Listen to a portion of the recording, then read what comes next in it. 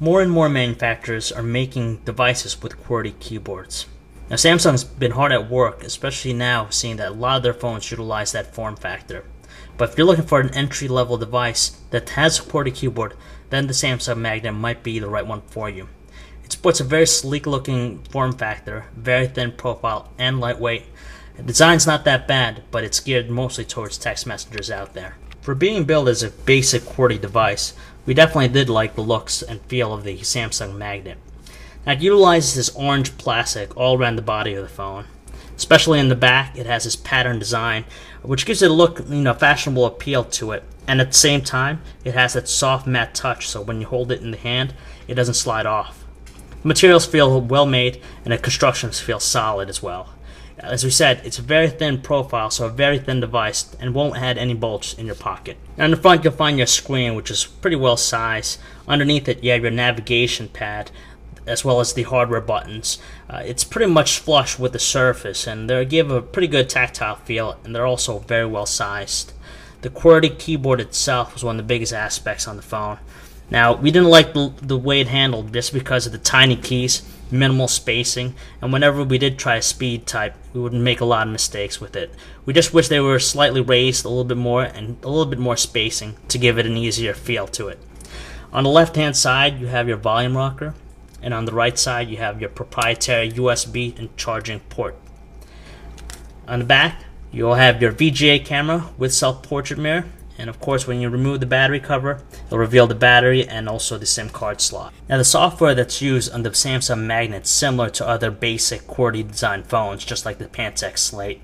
Navigating through the phone itself is a pretty easy thing to do. It's not that hard, and basically anyone can pick it up and start using it. As far as personalization options goes, you have a little bit of stuff you could change to modify to make it look a little bit different.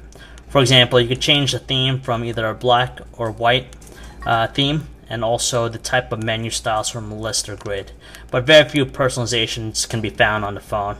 But like we said, it's a really simple to use, and just about anyone will be able to navigate with the phone. Seeing that the Magnet was aimed towards text messengers, there's a bunch of different messaging-based applications you could run. For example, the IM client that's on here, you can pick from AIM, Windows Live Messenger, and also Yahoo.